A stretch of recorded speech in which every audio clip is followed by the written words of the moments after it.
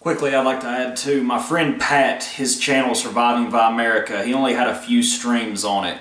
It was a few days ago, banned from YouTube. However, he has started a new channel. He doesn't have any content on it yet, and I will put a link to it. I'll pin a comment with a link to it, and a link to also to Didymus's video, thoughts on January the 6th and social decomposition. Anyways, I just wanted to throw that in there before I continued here.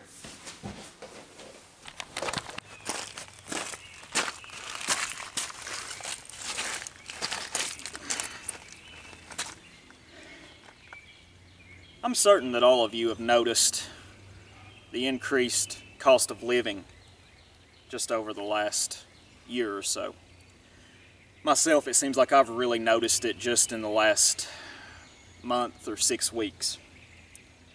You know, it's apparent that they are trying to squeeze the middle class out of existence and to also make things practically unbearable for the working class in this country. But this is nothing that, you guys aren't already aware of. Y'all already know these things. But it's got me to thinking lately about what will it take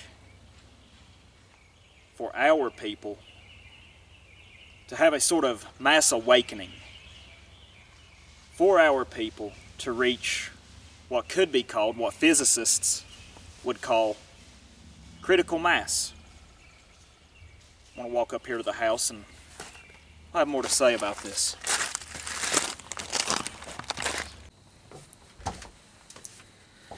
I've said before that in the short term for our people, I have to admit I'm fairly pessimistic. But in the long term, I'm optimistic. The reason I'm pessimistic in the short term is because of a lot of the obvious reasons. You see, by and large, our people are a lost people. They've forgotten where they've came from. They have been coerced into feeling some sort of guilt for who they are. And, civilization, this over-civilization has extremely softened our people. We are addicted to convenience and comfort, and we unfortunately, a majority of us are just a faint glimpse, we really can't compare to our ancestors. This is just the harsh truth. We are being bombarded from all sides, you could say. But going back to critical mass, really as I see it, and I'm an accelerationist, to tell you the truth. Really, as I see it, things will never get better until they get worse. And I've drawn some criticism from friends before for talking about acceleration. And I understand where they're coming from. When I talk about acceleration, I'm not talking about it to sound like some sort of hard ass or anything. But as I see it, and people talk about in these dissident spheres, they talk a lot about, red pilling the normies. And I think there has been some headway made over the last 10 years regarding this, due to the internet and everything. But the internet only reaches a segment of the population, a segment of our people. Not the internet, not the broad, the entire internet, but what we talk about here reaches a very small proportion of our people. And we all talk about red pilling the normies and everything. I don't see much sense in it. You can try, and like I said, I think there's been headway made in the last 10 years regarding this. Excuse me. But the thing that will wake people up quicker than anything is acceleration. It's the harsh truth. It's the harsh reality. As I see it, the white man, by and large, the white man, as long as he's got his sports ball, as long as he's able to wage cook, as long as he's got convenience and comfort, he's not going to do anything meaningful, anything worthwhile. And by this, I'm talking about the masses, unfortunately. Not talking about us. But as long as he has those things, and has a few scraps to throw in his stomach, he's not going to rock the boat, you could say. And I think acceleration is important because the best way to reach the masses is with reality, harsh reality, cruel reality. And you know, it's unfortunate that it has to be this way. You know, like I said, I'm not saying these things to sound like some sort of hard ass. Acceleration is ugly business. It's a very ugly business. I've been told by some friends, you know, to be careful what I wish for. And you know what? I really don't wish for it. But this is just how I see it. Nothing is going to happen until the masses realize and they suffer. It's unfortunate, but that's just how it is. That's just how I see it. Now, regarding acceleration, like I said, it's a very ugly business. And you know what? I may not make it through. Say there was a collapse. I might not make it. Very possible. Although I would say that I am probably a bit more prepared than, say, your average Joe. Still, very good chance could not make it. That is how it is. You know, luck is something that you can't... I truly believe that you make your own luck in life. But there are just things that happen sometimes. That's why I think acceleration is important. Even though it's an ugly business, and many of us won't make it. As things are currently, as they are going, this current trajectory that we are on, I see it that, you know, I don't like prognosticating. I don't like making predictions, necessarily. But just looking at how things are going demographically in this nation, at least here in the United States, I'm sure Europe will be the same way. The flooding of migrants and everything that's happened there.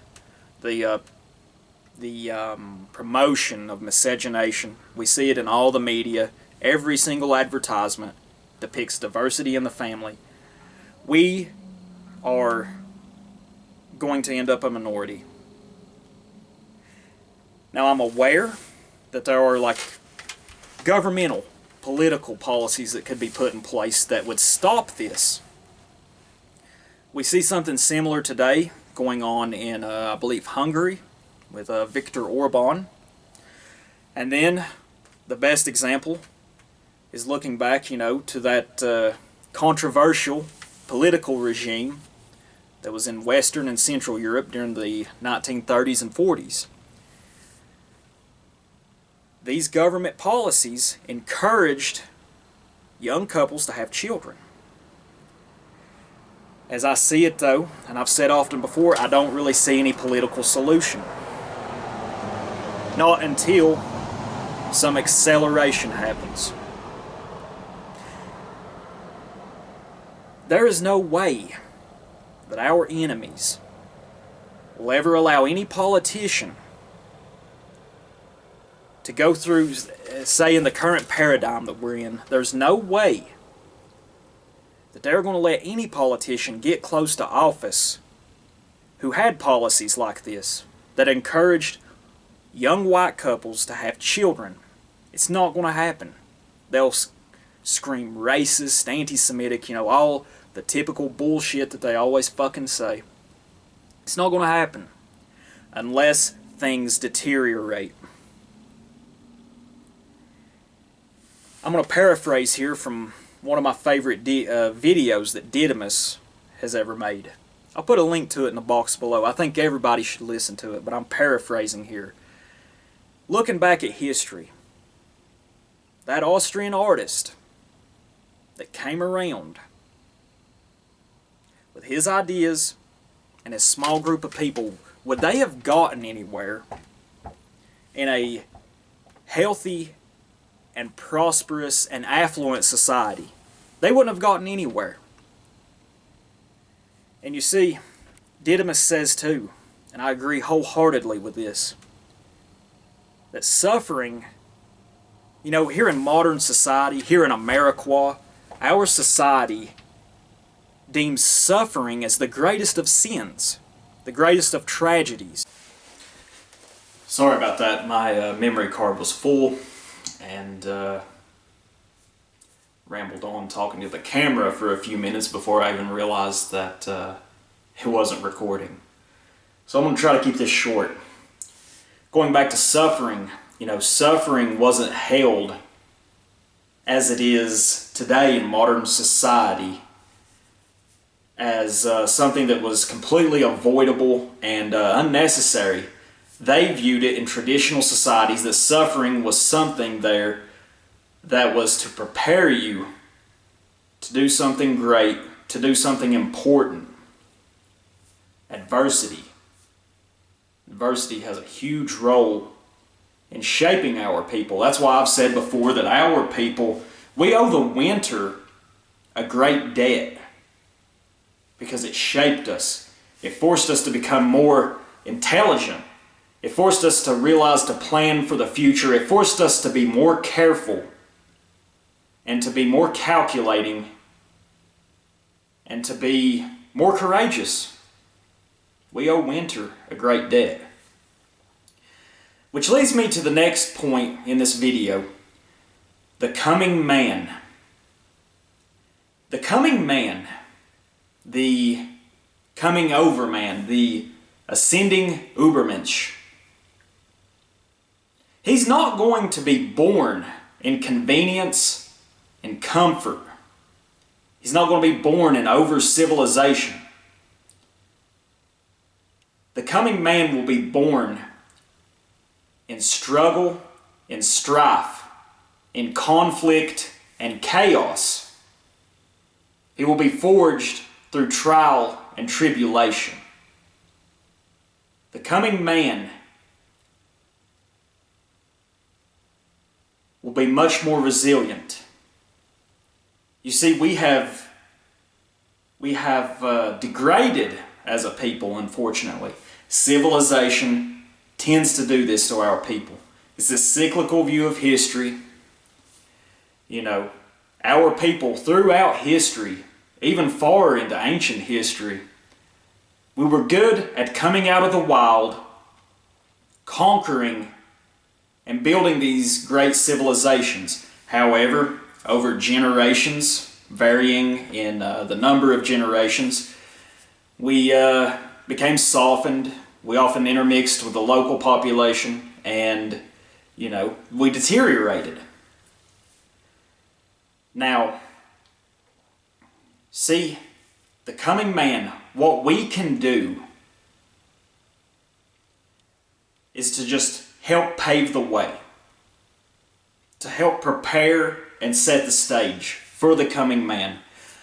The best way we can do that is to become the best possible version you can of yourself. To use your willpower to ascend. To become the best you can be. To strive further and further. That's what we can do to set the table for the coming man. Going back to a lot of our guys are fearful of when we are going to become a minority. As I see it, I would much rather be a member of a very fierce and unified minority than I would of some complacent, degenerate, weak, soft, emasculated majority as we are today. I would much rather be a fierce minority. Absolutely. And yeah, I think that's about all I've got for you guys today. Thank y'all for watching. Bye-bye.